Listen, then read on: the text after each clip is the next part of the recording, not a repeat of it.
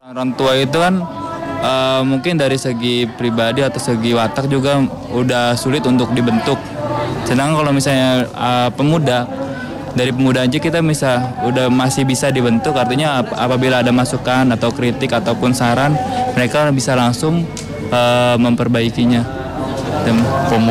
Pemuda itu sebagai ibaratin pemimpin pejuang. Jadi pemuda itu harus siap berjihad demi Muslim, demi Islam. Gitu. Pemuda yang berani menggebrak ya, jadi menggebrak dan membuat suatu perubahan ya. Karena di tangan pemuda lah mungkin perubahan itu ada dan di zaman sekarang tuh saya lihat pemuda tidak seperti itu mentalnya. Berikan aku 1000 orang tua, niscaya akan kucabut Semeru dari akarnya. Berikan aku 10 pemuda, niscaya akan kuguncangkan dunia. Insinyur Soekarno. Hari ini, 85 tahun yang lalu, para pemuda yang mewakili seluruh cita-cita rakyat Indonesia berkumpul dan berikrar. Cita-cita untuk bebas dari penindasan kolonialisme. Cita-cita untuk memiliki sebuah komunitas bersama yang merdeka, di mana rakyat dapat hidup adil dan makmur. Para pemuda ini berkumpul merumuskan sebuah ikrar yang kelak diingat sepanjang sejarah Indonesia. Ikrar ini kemudian dikenal dengan Sumpah Pemuda, satu nusa, satu bangsa, dan satu bahasa. Untuk pertama kalinya juga, lagu Indonesia Raya karya Weig Rudolf Supratman diperdengarkan. Hari ini telah 85 tahun jaraknya dari para pemuda tersebut mengikrarkan sumpahnya. Tapi para pemuda zaman ini belum sepenuhnya menikmati yang namanya hidup merdeka, sejahtera, adil, dan makmur. Hari ini masih ada 7,17 juta pemuda Indonesia tidak memiliki pekerjaan.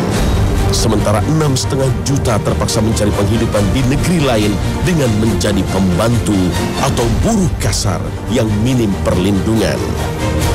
Hari ini juga masih ada 13 juta jiwa calon tunas bangsa tidak dapat melanjutkan sekolahnya. Hampir semuanya berujung pada masalah biaya. Apa yang harus dilakukan pemuda Islam masa kini untuk melanjutkan perjuangan para pendahulunya? Dan bagaimana peran para pemuda Islam dari masa lalu sampai sekarang? Dan bagaimanakah Islam memandang masa muda? Inilah Khazanah episode Bangkitlah Wahai Para Pemuda.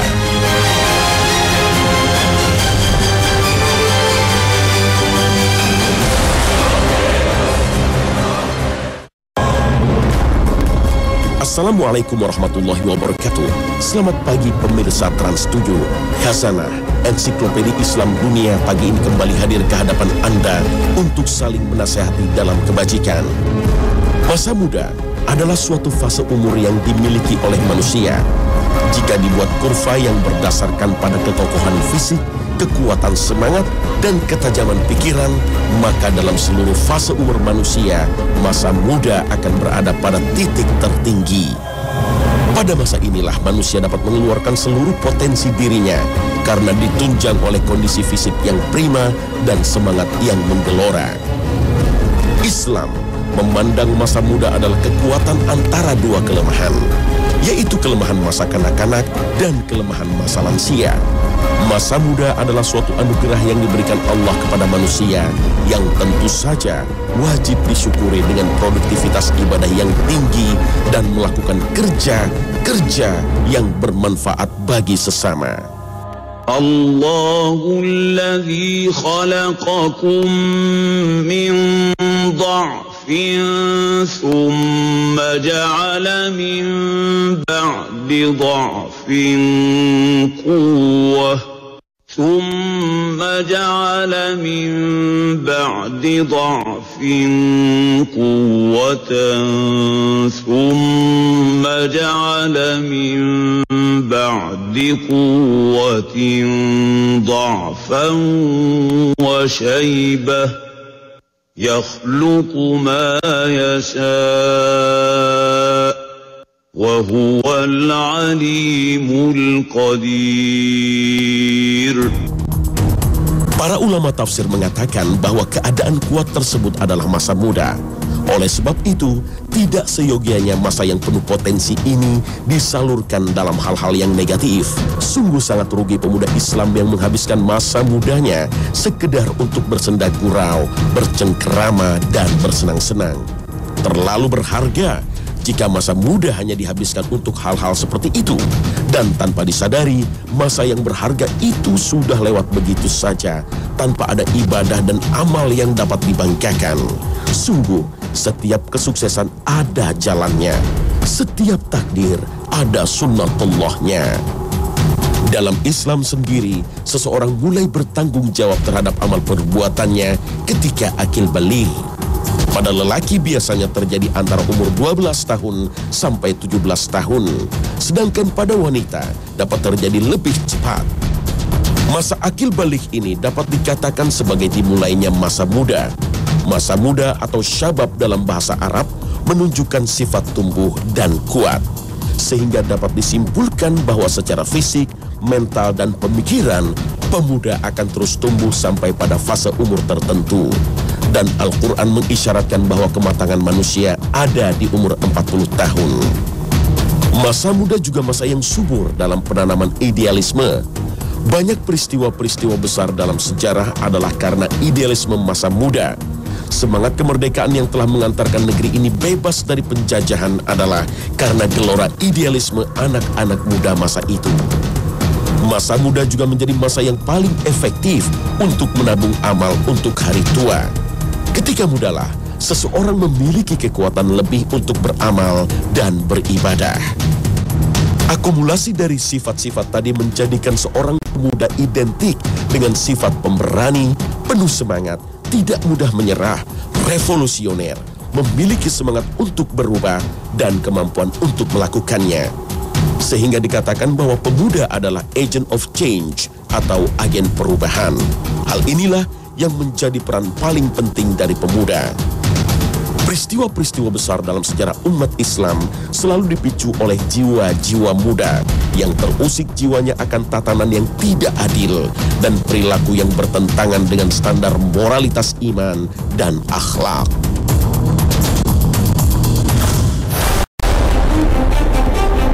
Hal ini jika kita hubungkan dengan sejarah bangsa kita Indonesia, kita akan melihat begitu dominannya peran pemuda dalam melakukan perubahan di negeri ini. Dimulai dari kebangkitan nasional yang menandakan mulai tumbuhnya rasa nasionalisme, Sumpah Pemuda yang menjadi cikal bakal persatuan Indonesia, kemerdekaan Republik Indonesia, tumbangnya Orde Lama, lahir dan tumbangnya Orde Baru, sampai lahirnya Orde Reformasi. Sejarah mengatakan tanpa pemuda, negeri ini tidak akan menikmati kemerdekaan dan terus-menerus hidup dalam ketidakadilan. Masa perjuangan kemerdekaan yang biasanya identik dengan perlawanan senjata digerakkan oleh anak-anak muda pada zamannya. Hampir seluruh pahlawan perjuangan kemerdekaan Indonesia, momentum perlawanannya terhadap penjajahan asing terjadi ketika mereka masih muda. Sebut saja, Sultan Hasanuddin, pahlawan dari tanah Gowa ini telah diangkat menjadi raja dalam usia 35 tahun. Begitu diangkat, Raja Gowa ke-16 ini mengumpulkan kerajaan-kerajaan kecil di Indonesia bagian timur untuk menghadapi Kompeni. Raja yang dijuluki Belanda Ayam Jantan dari timur ini terus mengadakan perlawanan sampai-sampai Belanda kewalahan dan harus meminta bantuan dari Batavia. Ia terus melawan kesewenangan penjajah sampai tutup usia dalam umur 39 tahun. Waktu yang sangat singkat, tapi cukup untuk menuliskan namanya dengan tinta emas dalam sejarah Indonesia. Demikian juga dengan Kapiten Patimura. Sebagian sejarawan mengatakan bahwa Kapiten Patimura yang bernama Thomas Matulasi adalah penganut Nasrani. Tapi menurut sejarawan Mansur Suryanegara, nama asli dari Patimura adalah Ahmad Lusi, atau dalam bahasa Maluku disebut Mat Lusi, lahir di Hualoi, Seram Selatan. Ia bangsawan dari kerajaan Islam Sahulau yang saat itu diperintah Sultan Abdurrahman, dan Patimura muda adalah seorang muslim yang taat. monopoli perdagangan oleh VOC, dan kewajiban-kewajiban berat yang dibebankan pihak company kepada rakyat menjadi pemicu Pattimura untuk melakukan perlawanan. Dengan dikomandani Pattimura, rakyat Maluku melakukan perjuangan bersenjata terhadap penjajah Belanda. Perlawanan Pattimura harus berakhir di tiang gantungan pada tahun 1817. Pahlawan dari Maluku ini wafat pada usia 34 tahun. Jika di Indonesia Timur ada Hasanuddin dan Pattimura, maka di Pulau Jawa ada Pangeran Diponegoro. Beliaulah pemimpin perang terbesar yang pernah terjadi antara bangsa Indonesia dengan penjajah Belanda. Muak dengan kelakuan penjajah yang sewenang-wenang menjadi pemicu Pangeran Diponegoro untuk mengobarkan Perang Sabil, atau yang akhirnya dikenal sejarah dengan nama Perang Diponegoro. Ketika itu Pangeran Diponegoro berusia 40 tahun. Perang sengit terjadi di berbagai front, baik di desa maupun di kota. Yang menarik dari seorang Diponegoro, giroh Perang Sabil yang dikobarkannya datang ketika beliau usai menunaikan ibadah haji. Sebuah fakta sejarah yang belum diungkap yang membuktikan seorang Diponegoro adalah seorang muslim yang taat. Dan masih ada lagi para pahlawan nasional yang berjuang mengusir penjajah Belanda seperti Cut Nyak-Dien, Cut Mutia, Teguh Umar di Aceh, Imam Bonjol di Sumatera Barat, Sultan Ageng Tirtayasa di Banten. Mereka semua telah memulai perjuangannya dalam usia yang relatif muda. Produktivitas dan semangat usia muda mereka salurkan dalam jalan memperjuangkan kemerdekaan rakyatnya, yang merupakan hak asasi yang diberikan Allah kepada setiap insan. Fase berikutnya, perjuangan bangsa Indonesia lebih banyak dilakukan lewat jalur politik, pendidikan, dan sosial. Meskipun dalam beberapa peristiwa konfrontasi bersenjata tidak terelakkan. Apabila kita melihat fakta-fakta sejarah Indonesia, tak dapat dipungkiri bahwa pergerakan kemerdekaan Indonesia modern melawan kolonialisme digerakkan dan dipelopori oleh kaum muda yang membentuk beberapa organisasi pergerakan, baik politik ataupun sosial pendidikan. Dan sebagian besar aktivis perjuangan tersebut adalah para pemuda Islam yang tergerak karena ketidakadilan yang mengusik nurani mereka. Haji Umar Said Cokro Aminoto atau yang terkenal dengan HOS Cokro Aminoto adalah salah satu pelopor pergerakan di Indonesia. Tercatat beberapa tokoh bangsa pernah berguru padanya. Presiden RI pertama Soekarno, Kartosuwiryo, pemimpin dan tokoh Darul Islam di Jawa Barat juga pernah menimba ilmu padanya. Bahkan Semaun, Alimin, Muso yang akhirnya menjadi tokoh komunis juga pernah menjadi muridnya. Bagi Cokro, Islam adalah sesuatu yang harus diperjuangkan dan dipersatukan sebagai nilai dasar kebangsaan yang hendak diproses menuju Indonesia. Sebuah spirit besar muncul dari diri Cokro, yakni setinggi-tinggi ilmu, semurni-murni tauhid, sepintar-pintar siasat. Ini menggambarkan suasana perjuangan Indonesia pada masanya yang memerlukan 3 kemampuan pada seorang pejuang kemerdekaan. Sehingga pada tahun 1912, ia mendirikan Sarekat Islam dan ia menjadi ketuanya. Saat itu ia merupakan pemuda yang berumur 25 tahun. Sarekat Islam merupakan kelanjutan dari organisasi yang telah eksis sebelumnya, yaitu Sarekat Dagang Islam yang didirikan tahun 1905. Sebagian ahli sejarah berpendapat bahwa seharusnya tanggal kelahiran Sarekat Dagang Islamlah yang layak dijadikan hari kebangkitan nasional, bukan kelahiran Budi Utomo. Karena jika dilihat dari visi di awalnya berdirinya, Budi Utomo lebih berorientasi pada kaum priyayi dan keanggotaannya juga terbatas pada suku Jawa dan Madura. Bahkan organisasi ini juga tidak dinilai membahayakan oleh pemerintah Hindia Belanda. Berbeda dengan Sarekat Dagang Islam yang keanggotaannya lintas etnis dan misi perjuangannya memang mengangkat harkat orang pribumi tanpa membedakan suku dan etnis, sehingga menimbulkan kewaspadaan dari pemerintah Hindia Belanda. Bahkan para tokoh-tokoh besar pergerakan berkumpul di organisasi ini. Para pemuda Islam juga tidak boleh melupakan sosok Muhammad Nathir. Pahlawan nasional yang lahir pada tahun 1908 ini menjadi ketua pemuda Islam pada usia 22 tahun. Nathir juga menjadi Perdana Menteri dalam usia yang relatif muda, yaitu 42 tahun. Sempat menjadi Perdana Menteri Republik Indonesia, tapi kemudian perselisihan dengan Soekarno membuat jabatan tersebut hanya bertahan selama 8 bulan. Di masa Orde Baru, keadaan tidak lebih baik bagi Natsir. Daya kritisnya menjadikan ia dicekal oleh rezim masa itu. Tapi semangat juang dan dakwahnya tak pernah redup. Terpinggirkan dari politik praktis tidak membuat daya juangnya luntur.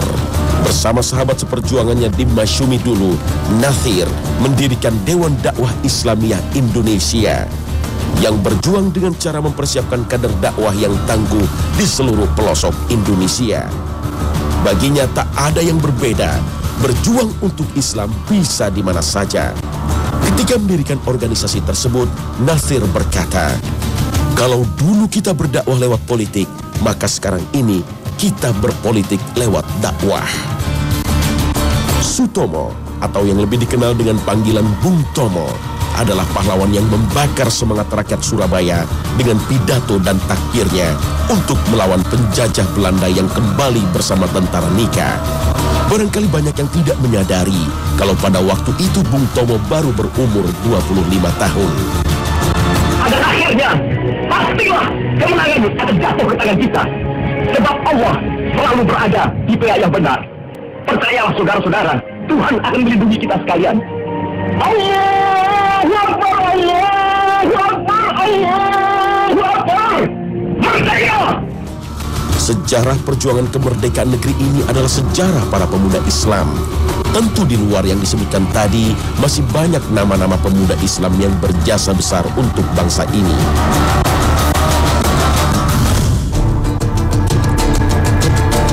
Nabi Ibrahim alaihissalam adalah contoh nyata keberanian seorang pemuda yang melawan tirani penguasa pada zamannya.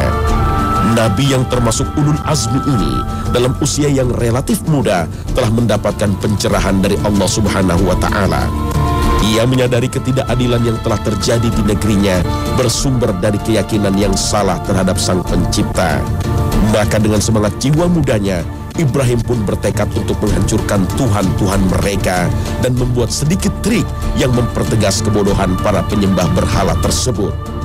Nabi Ibrahim menghancurkan seluruh berhala yang ada di tempat tersebut dan hanya menyisakan satu saja yang terbesar. قالوا من فعل هذا بآلهتنا إنه لمن الظالمين قالوا سمعنا فتى يذكرهم يقال له إبراهيم. Ayat tersebut dengan jelas menceritakan bahwa perlawanan Nabi Ibrahim alaihissalam terhadap kekacauan di negerinya telah ia mulai pada usia yang masih muda. Dan jika kita bicara tentang sejarah dakwah Rasulullah SAW, maka ini adalah cerita tentang kaum muda yang gelisah dengan penyimpangan yang terjadi di masyarakatnya. Sebelum diangkat menjadi Nabi dan Rasul atau sebelum berumur 40 tahun, Muhammad muda sebetulnya sudah gerah dengan ketidakberesan yang terjadi di masyarakatnya. Ka'bah yang merupakan tempat ibadah telah dijadikan ajang kemusyrikan oleh kaum Quraisy. Moralitas masyarakat juga sudah hancur sedemikian rupa. Oleh sebab itu, Muhammad muda banyak menghabiskan waktu di Gua Hira yang kemudian akhirnya menjadi tempat diangkatnya beliau menjadi penutup para nabi dengan turunnya surat pertama Al-Alaq ayat 1-5. Dan ketika dakwah Islam mulai merekah di kota Mekah, yang pertama menyambut seruan ini adalah para pemuda. Para sahabat Rasulullah SAW yang bersama beliau merintis dakwah kebanyakan adalah anak muda. Nabi Muhammad sendiri yang baru berumur 40 tahun belum bisa dikatakan tua. Kemudian Abu Bakar yang lebih muda 2 tahun dari Nabi Muhammad. Bahkan Ali bin Abi Thalib masih sangat belia ketika ia memilih untuk mengikuti seruan Rasulullah SAW. Dan sahabat-sahabat lain yang termasuk generasi awal Islam, umur mereka berkisar di bawah 40 tahun. Rasulullah SAW juga memberi perhatian yang besar terhadap pembinaan generasi muda yang akan melanjutkan estafet dakwah beliau. Rasulullah Shallallahu Alaihi Wasallam seringkali memberi kepercayaan kepada anak-anak muda. Ini untuk mengajarkan mereka tanggung jawab dan kepemimpinan sejak dini. Dan terbukti, kelak pemuda-pemuda ini menjadi orang-orang terkemuka dalam perkembangan Islam selanjutnya. Ali bin Abi Thalib, sahabat sekaligus sepupu Rasul ini, telah menjadi golongan orang yang pertama masuk Islam. Dan ketika itu ia baru berumur 9 tahun. Bahkan ketika Rasulullah hijrah ke Madinah untuk mengelabui orang yang mengincar nyawa Rasulullah, Ali bin Abi Thalib bersedia untuk tidur di tempat yang biasa ditempati Rasul. Saat itu Ali berumur sekitar 22 tahun. Dan ketika berumur 29 tahun, Ali bin Abi Thalib memimpin pasukan muslimin menaklukkan benteng Khaybar milik Yahudi. Sejarah Islam juga mencatat nama Muhammad Al-Fatih, sang penakluk Konstantinopel yang sekarang bernama Istanbul. Raja dari Turki Utsmani ini melakukannya ketika berumur 21 tahun, 2 tahun setelah ia diangkat menjadi raja. Sungguh, jika kita telusuri sejarah umat Islam penuh dengan tinta emas yang diukir oleh anak-anak muda di setiap generasinya.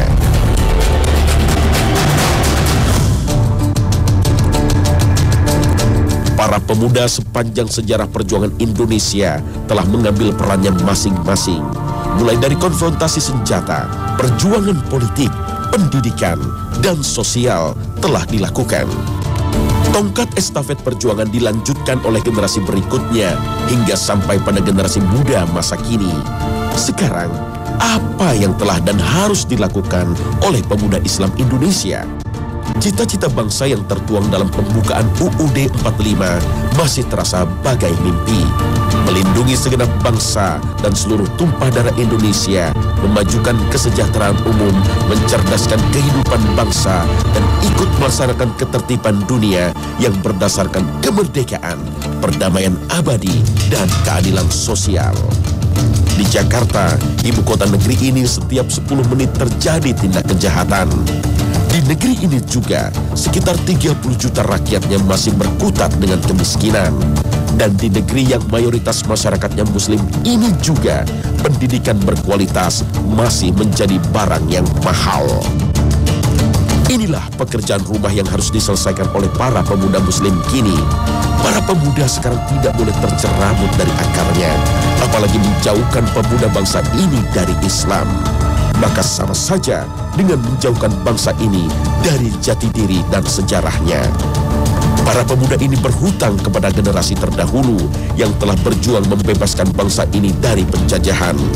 Dan yang lebih serius lagi, kelak Allah akan bertanya kepada kita masing-masing, untuk apa kita menghabiskan masa muda kita? Takkan bergeser kedua kaki manusia pada hari kiamat sampai selesai ditanya tentang 4 perkara. Tentang umurnya, untuk apa dihabiskan? Tentang masa mudanya, untuk apa dipergunakan? Tentang hartanya, dari mana diperoleh dan untuk apa dibelanjakan? Dan tentang ilmunya, apa yang sudah diperbuat dengannya? Hadis riwayat Bukhari Muslim. Pemirsa Khazanah, semoga episode Bangkitlah Pemuda ini menjadi penyemangat bagi kita untuk memanfaatkan masa muda sebaik-baiknya. Semoga tayangan tadi mengingatkan kita akan pentingnya peran generasi muda sehingga bangsa ini dapat mencapai cita-citanya. Amin ya Rabbal Alamin. Terima kasih atas perhatian Anda dan wassalamualaikum warahmatullahi wabarakatuh.